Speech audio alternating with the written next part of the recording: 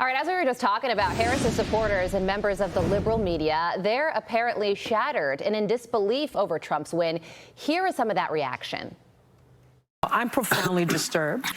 I'm worried about mass deportation and internment camps. What we did not have is white women who voted about 52%, right, for Donald Trump. Uneducated white women, is my understanding. These guys on the other side inevitably start picking off individual journalists, individual publishers, individual news organizations to try ultimately to turn us all into some American accented version of RT. Can't help but wonder if the American people have given up on democracy. I'd like to know what that says about us as a country.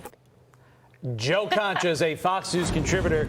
He joins me now. Joe, admittedly, I spent my entire 5-hour car ride back watching the lie-based media meltdown from start to finish. I was on Twitter, I was on X, I was on everything you could find. Your response to what you heard from the mainstream media? This has been the bestest week ever to watch television in general, especially when you watch places like The View talking about how Donald Trump is going to put people in internment camps and have journalists arrested.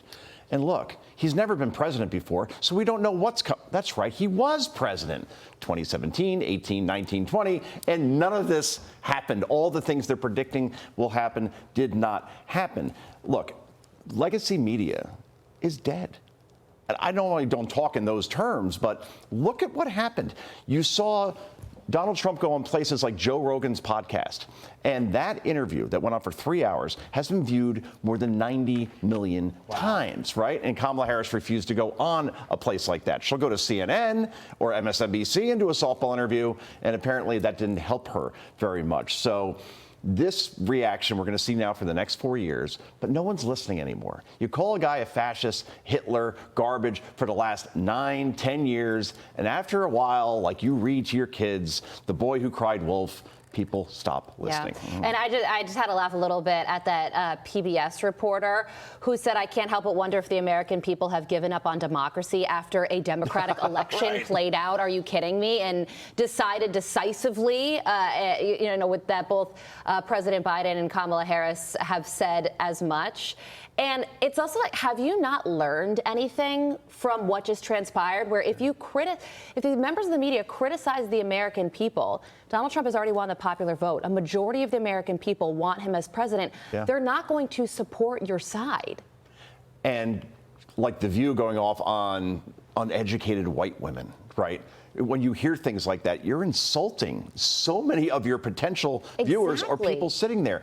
37% of people in this country have a college degree, meaning the other 63% don't. So when you talk about, well, these uneducated people voted for Donald Trump, that's a big chunk of the country. And that's why places like The View, you're going to see now viewership. Once we go off the sugar high of the election, next year, non-election year, drops of 30, 40%. And I hate to say it because it's tough to get into this business. You're going to see a lot of job losses and consolidation as a result of this kind of coverage because, again, no one's listening anymore. Yeah, and that's why that moderate Democrat from New York, Richie Torres, he was talking about the ivory tower. Get out of the ivory tower. And that's exactly what they're continuing to do today.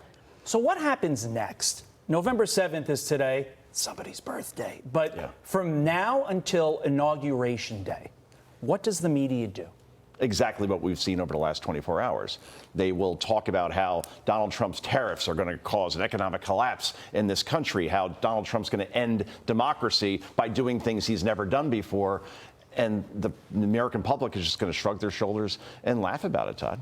Did I just Joe Biden whisper? I apologize to the Is this audience. Joe Biden's birthday today? No. Somebody I sit next to. That's Shimke. not me right now. We're getting into let's not talk about it. She's 29. I shouldn't have done the Joe Biden whisper. We were all over that, and I apologize for bringing it back. Joe Concha, thank you, sir. Thank you. Appreciate it. I'm Steve Ducey. I'm Brian Kilmeade. And I'm Ainsley Earhart. And click here to subscribe to the Fox News YouTube page to catch our hottest interviews and most compelling analysis.